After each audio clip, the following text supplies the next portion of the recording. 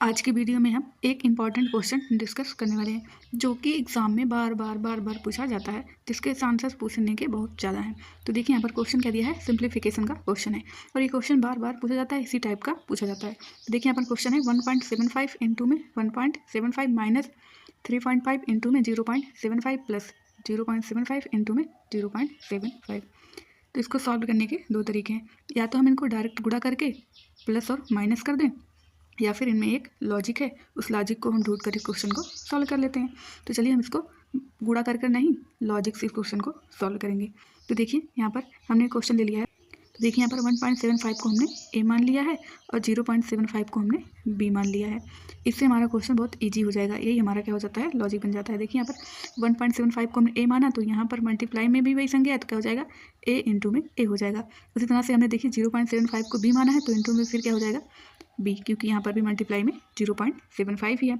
अब देखिए हम बात करें अगर बीच वाली संख्या की, तो यहाँ पर देखिए -3.5 इंटू में 0.75। तो देखिए 0.75 को हमने बी माना है, तो यहाँ पर क्या हो जाएगा, मल्टीप्लीकेशन में यहाँ पर बी हो जाएगा। अब देखिए यहाँ पर 3.5 को अगर हम लिखना चाहें तो इसको हम लिख सकते हैं 2 इंटू में 1.75।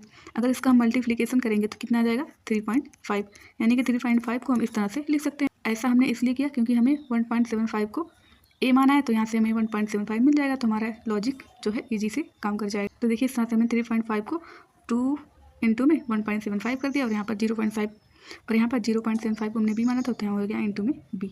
अब देखिए यहाँ पर क्या हो जाएगा, ए गुणे में ए का स्क्वायर माइनस 2 गुणे में 1.7 को हमने ए माना था, तो यहाँ पर हो जाएगा ए गुणे में बी, और प्लस में बी गुणा में कितना हो जाएगा, बी का स्क्वायर हो जाएगा।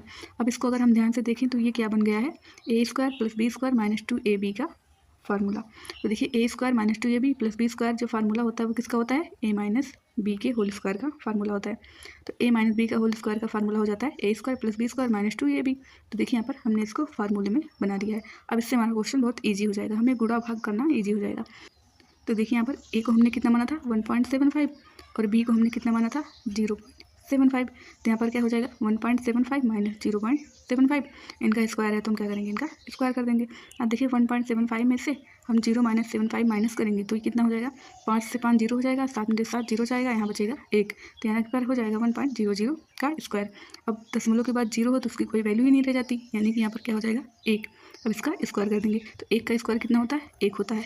तो ये हमारा क्या हो जाएगा, आंसर हो जाएगा। तो यहाँ पर ऑप्शन भी हमारा सही हो जाएगा। तो सिंप्लीफिकेशन वाले क्वेश्चन को इस तरह से फार्मूले से बनाकर सॉल्व करेंगे तो हमारा जो कैलकुलेशन वाला टाइम होगा वो कम हो जाएगा। तो इस तरह से हम इस क्वेश्चन को सॉल्व कर लेंगे।